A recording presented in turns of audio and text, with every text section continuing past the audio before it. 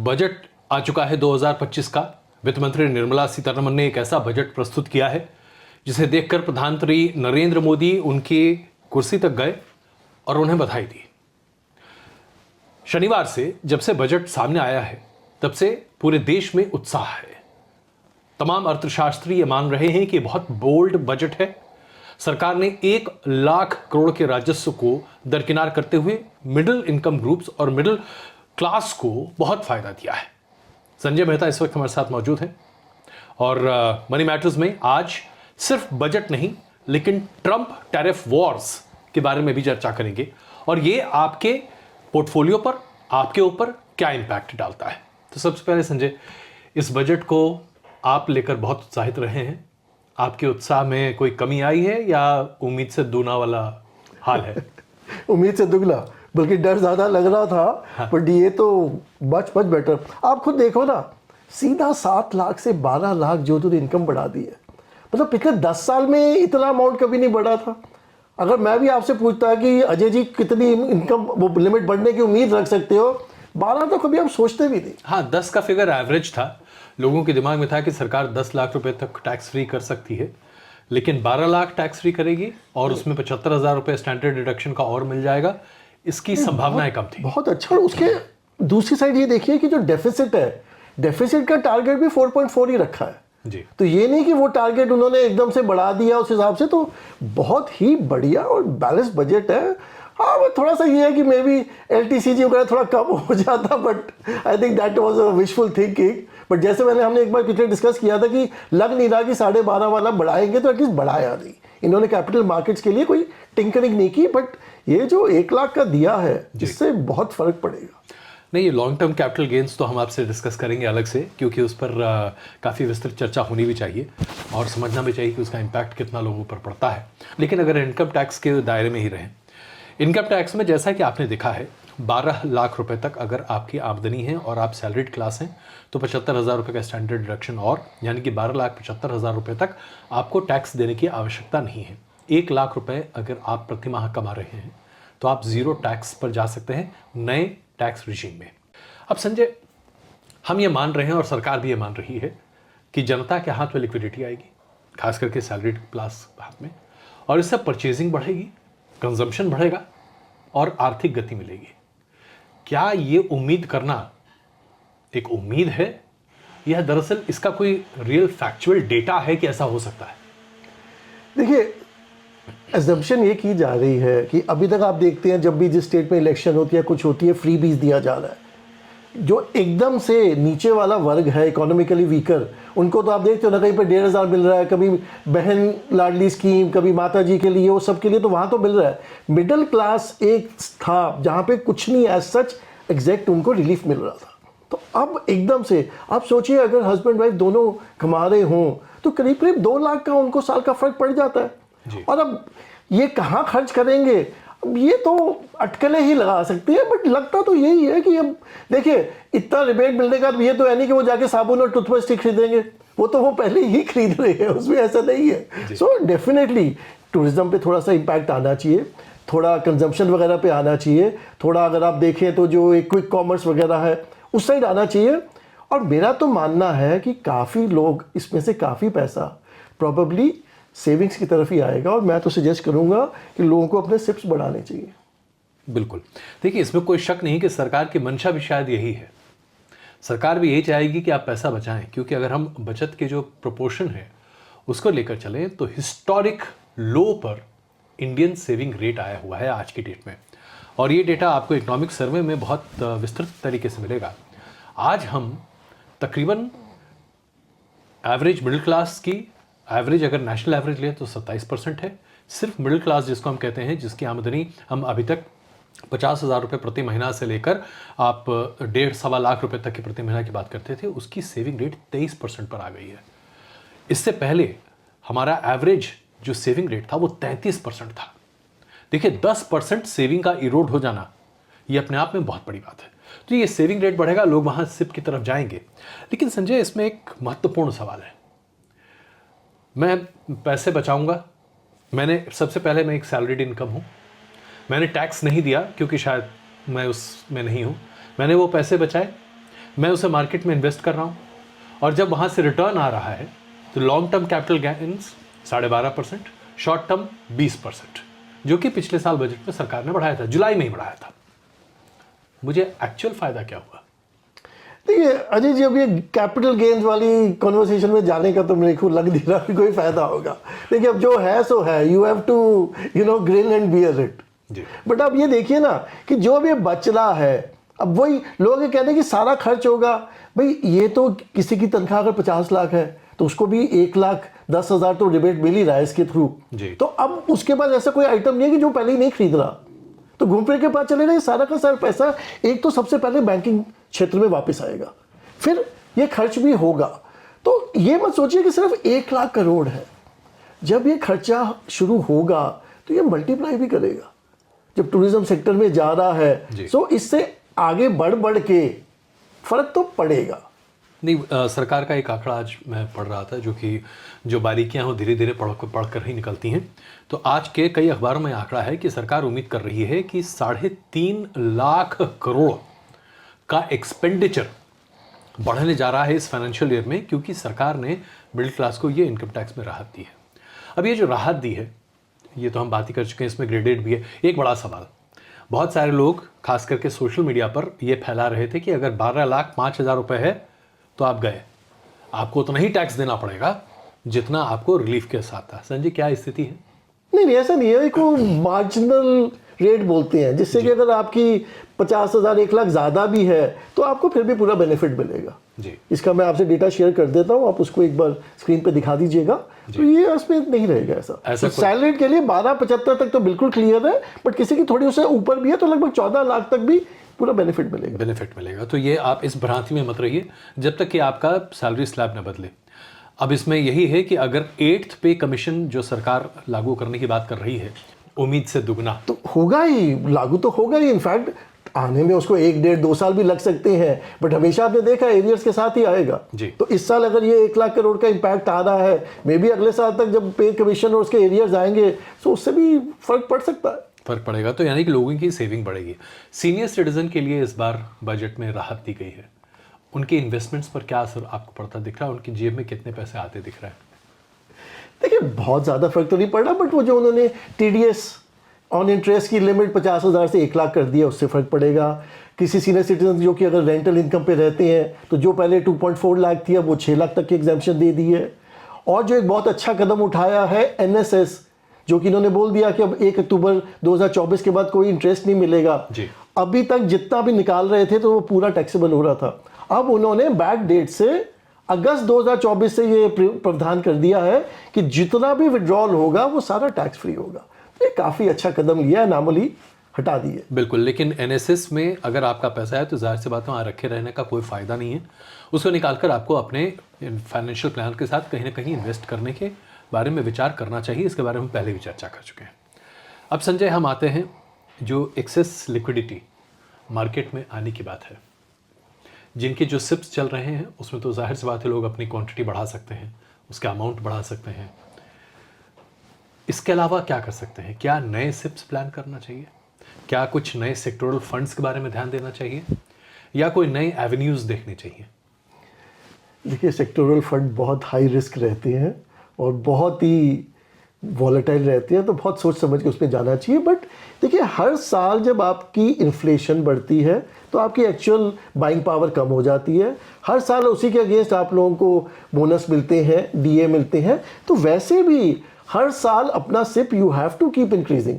ये नहीं अगर आपने 10 साल पे शुरू किया है तो 10 साल की जो आज वैल्यू 5 साल में नहीं रहेगी, तो हर साल कम से कम 10 से 20% अपना सिप बढ़ाओ। और जब ऐसा कुछ प्रावधान आ रहा है जहाँ पे कि you are getting more savings, तो फिर तो डेफिनेटली उसका कुछ पार्ट, मैं नहीं कहूँगा कि सारा जितना सेविंग है इसमें डालो, बट कुछ पार्ट अपने एग्जिस्टिंग सिप पोर्टफोलियो को बढ़ाने में लगाओ। बाकी बिल्कुल घूमो फिरो, थोड़ी अच्छी चीज़ें खरीदे। नहीं, घूमने फिरने पर तो हम आपको बता दें, हम आपके लिए एक स्पेशल एपिसोड लेके आएंगे वियतनाम से, और उसमें हम आपको बताएंगे क्या क्या होने वाला है। लेकिन पहले ज़रा हम इस पर बात करें कि जब हम सिप इंक्रीज़ करने की बात कर रहे हैं और जब हम अभी मार्केट की तरफ देख रहे हैं, बजट आया, पहले तो ऐसा लग रहा था एंटिसिपेशन में मार्केट बढ़ रहा है, बजट के साथ ही निफ्टी 300 पॉइंट, BSE 500 पॉइंट नीचे, फिर बाद में थोड़ा लेवल आउट हुआ, और सोमवार से तो एकदम सुनेबाई सपाटा है। तो यानी कि मार्केट में अभी बजट को लेकर कोई उत्साह नहीं है, बिकवाली का दौर अभी भी चल ही रहा है, एफआईआईज लगातार सेल कर रहे हैं। इसको कैसे व्यू करें? देखिए, बजट एक इवेंट था, जो 3 हम इवेंट्स कहते थे, उस पर से एक इवेंट है, चलो ये खत्म हुआ। अगर इम्पैक्ट पॉजिटिव नहीं आया तो कोई नेगेटिव भी नहीं आया। हम लोगों को तो लगता है बहुत अच्छा बजट है, थोड़ा टाइम लगेगा इसका इम्पैक्ट देखने में, लेकिन एटलीस्ट मार्केट्स नेगेटिव नहीं हुई हैं, रुक तो गई हैं।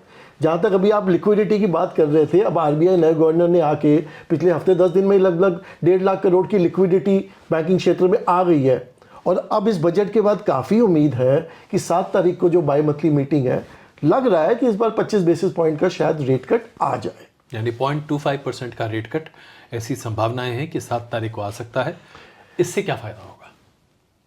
इससे सारा ग्रोथ इससे ही आनी है आपकी। ठीक है, एफडी रेट्स थोड़े से कम हो जाएंगे, बट इंडस्ट्री के लिए तो बढ़िया रहना है ना। लोन ऑफ टेक में काफ़ी फायदा होगा और उससे इंडस्ट्रियल एक्टिविटी बढ़ने की बात कही जा रही है। तो ये एक बहुत बड़ा एक जंप स्टार्ट हो सकता है। और कई तरह की रिपोर्ट्स ये आ रही हैं कि इस फाइनेंशियल ईयर में, यानी कि FY25 मार्च 26 के बीच में 1% तक इंटरेस्ट रेट की कमी हो सकती है, कटौती हो सकती है। फेड्स, अमेरिकन फेड्स ने कहा है कि वो अभी रेट कट नहीं करने जा रहे हैं। डोनाल्ड ट्रंप की एडमिनिस्ट्रेशन रेट कट पर अभी भरोसा नहीं कर रही, लेकिन भारत में रेट कट की चर्चाएं बहुत ज़्यादा हैं और अगर ये होता है तो मार्केट में इसके बॉयंसी पर अच्छा असर पड़ेगा, ऐसी उम्मीदें हैं।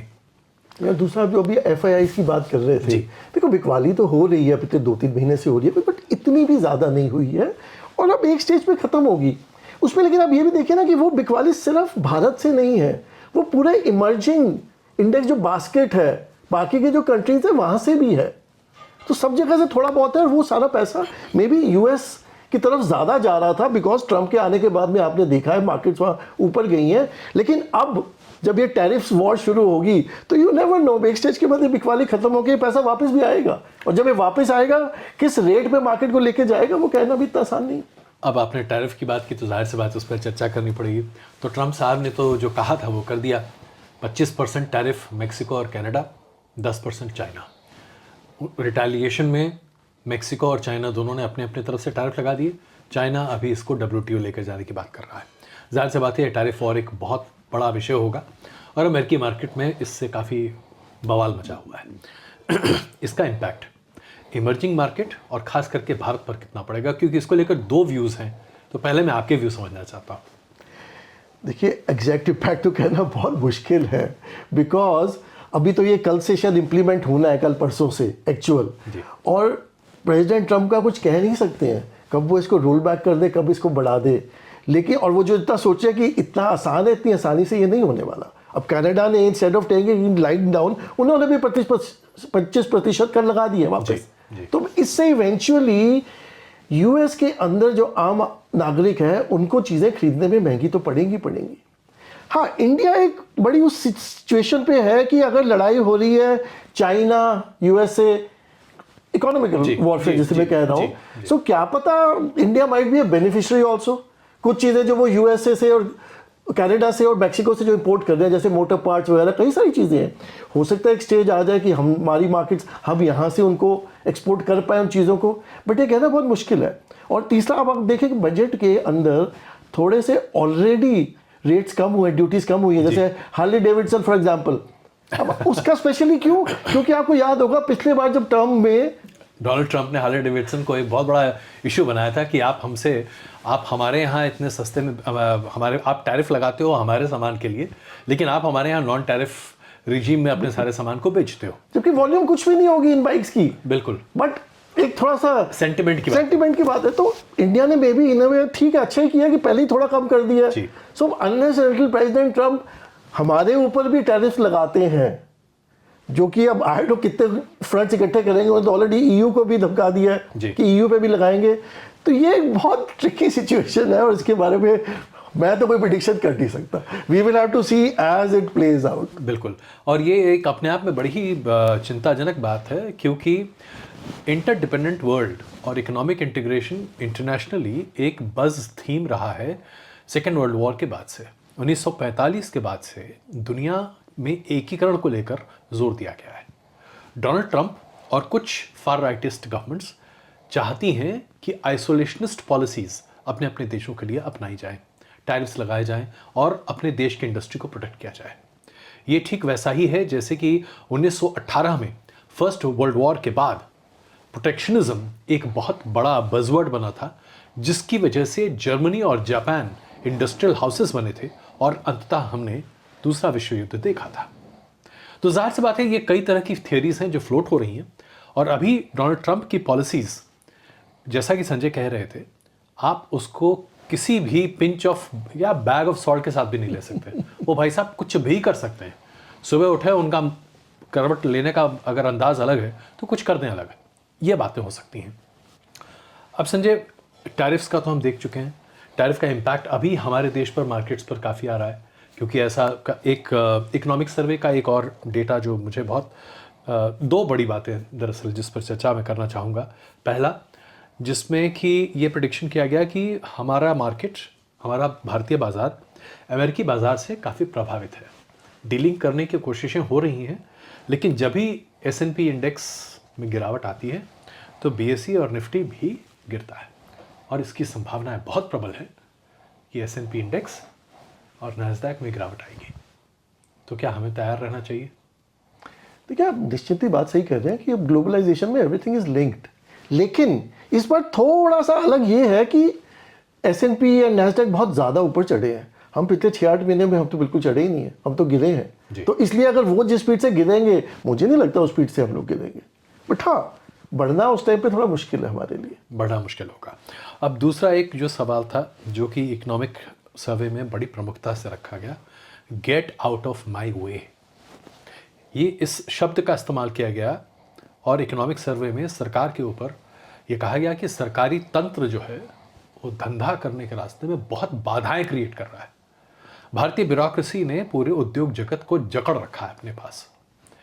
संजय, इस पे हमें, कम से कम मुझे उम्मीद थी कि रिफॉर्म्स बड़े पैमाने पर सामने आएंगे। एक रिफॉर्मेटरी बजट होगा, एक ऐलान होगा जैसा कि 1991 में था, और हम एक लिबरल अप्रोच वाली सरकार और लिबरल टर्म वाली इंडस्ट्रियल पॉलिसी देखेंगे। ऐसा अभी सरकार नहीं कर रही। कमेटी बैठेगी, अगले साल तक रिपोर्ट आएगी, यानी कि सरकार कोई ठोस प्रैक्टिकल बड़े कदम नहीं उठाना चाहती। बट थोड़े बहुत इंडिकेशंस तो है। देखो, अब ओवरनाइटर एक बजट में सब कुछ नहीं सॉल्व हो सकता। ये जो थोड़े बहुत अच्छे कदम लिए हैं, लेकिन उसके बाद आप ये देखिए ना, सरकार ने बजट में ही, फाइनेंस मिनिस्टर ने बोला है कि अगले हफ्ते में इनकम टैक्स एक्ट आने वाला है, जिसमें कि वो लिटरली नंबर ऑफ डिस्प्यूट्स वगैरह आधी हो जाएंगी। 8th पे कमीशन पैनल ऑलरेडी बिठा दिया गया है, इसका भी आना है। आज ये भी आ रखा है कि GST की भी जो बहुत देर से पेंडिंग है, रैशनलाइजेशन ऑफ स्लैब्स, वो कह रहे हैं अब वो भी सीरियसली ली जाएगी। इनफैक्ट बजट में ये भी मेंशन था, जो हम लोगों ने भी कई बार डिस्कस किया, ईज ऑफ डूइंग बिजनेस में जहाँ जहाँ हम पीछे हैं, और बल्कि स्टेट्स को भी अब ये बताया जा रहा है कि स्टेट्स की तरफ से भी पहल होनी चाहिए। तो baby steps are there, baby steps are there. तो इसे लेकर जो एक बहुत उम्मीद थी, खास करके अगर मैं अपने व्यक्तिगत बात करूं, मुझे उम्मीद थी कि ये साल मोदी सरकार के लिए सबसे गोल्डन अपॉर्चुनिटी है। और वो इसलिए क्योंकि इस साल बिहार के अलावा, और दिल्ली का चुनाव तो खैर अपने आप में एक ख़त्म ही आप समझिए उसे, तो बिहार चुनाव के अलावा कुछ है नहीं चुनावी नज़रिए से, और ऐसे में बोल्ड डिसीजंस लिए जा सकते थे। खैर, ये तो अलहदा बात हो गई। तो संजय, अगर हम ओवरऑल रैप करें, ऐसा लग रहा है कि गोल्ड अपने पीक पर पहुंचता जा रहा है। इंटरनेशनल मार्केट्स में अब ये कहा जा रहा है कि गोल्ड में 5 से 8% की गिरावट आप देख सकते हैं, क्योंकि अब बहुत स्केरी सिनेरियो नहीं दिखाई दे रहा। IT स्टॉक्स अच्छा चल रहे हैं, पूरा सेक्टर अच्छा परफॉर्म कर रहा है, लेकिन उसको लेकर डीप सीक ने सबकी हवा टाइट कर दी। कंजम्पशन बढ़ेगा, बढ़ सकता है, वो भी अभी थोड़ा अनसर्टन है। यानी कि अगर हम अपने अभी तक के जो तमाम मनी मैटर्स की सीरीज़ के हिसाब से बात करें तो अभी पेन है। देखिए, अच्छे कदम हुए हैं और पेन तो थोड़ी बहुत हो सकती है, बट ज़्यादा नहीं मुझे लग रही। जहाँ तक आप गोल्ड की बात कर रहे हैं, मुझे नहीं लगता गोल्ड यहाँ से अभी इतनी जल्दी गिरेगा, बिकॉज अभी भी वॉर कहाँ ख़त्म हुई है। अभी भी बेसिकली जो ट्रम्प की वॉलेटिलिटी है, मतलब हम लोग क्रिप्टो बिल्कुल नहीं जी एडवाइस करते हैं, हाँ। लेकिन हम लोग फॉलो तो करते हैं, देखते हैं क्या हो रहा है। तो आप देखो ना, क्रिप्टो बिटकॉइन का जो 1,10,000 का जो डॉलर का रेट था, वो गिर के 90 हो गया एकदम से। जी, कितने कुछ दिनों में ही। तो वॉलेटिलिटी वो है, और फिर जितनी ये वॉलेटिलिटी रहेगी और प्रेसिडेंट ट्रम्प के डिसीजन से ऊपर नीचे होगा, तो अभी मुझे लग रहा है गोल्ड में अभी भी थोड़ा सा कंफर्ट थोड़ा रहेगा, दम है। कंफर्ट रहेगा। इक्विटी मार्केट्स का तो है ही, ऊपर नीचे होने ही, और वॉलेटिलिटी रहेगी अभी। लेकिन बिग पिक्चर में अभी भी आप देख रहे हैं कि हम यहाँ पर बढ़त हमारे पास आएगी। पहले 2 क्वार्टर इस साल के थोड़े से मतलब दिक्कत में है, बट जी। Second half of the next financial year definitely मुझे तो लगता है तब तक ये सॉर्ट आउट हो जाए। बाकी फरवरी में प्राइम मिनिस्टर मोदी जी आ रहे हैं मेरे ख्याल से, हाँ, ट्रम्प प्रेसिडेंट बात ट्रम्प है। से मिलने। Let's hope as long as India पे टैरिफ्स नहीं लगे, जी। I think things will improve quite a bit. तो देखिए, हमने अभी आपके सामने एक ब्रॉडर पिक्चर प्रस्तुत की है, लेकिन हम अपने अगले एपिसोड में कुछ सेक्टोरल बातचीत आपके सामने करेंगे। और वो इसलिए नहीं कि हम आपको कुछ स्टॉक सजेस्ट करने वाले हैं या हम आपको कुछ फंड सजेस्ट करने वाले हैं, बल्कि हम सेक्टर एनालिसिस करना चाहेंगे कि कहाँ कहाँ किस किस सेक्टर में ग्रोथ के पोटेंशियल दिख रहे हैं। तो इसलिए ज़रूर इंतज़ार कीजिएगा हमारे अगले एपिसोड का। संजय, बहुत धन्यवाद।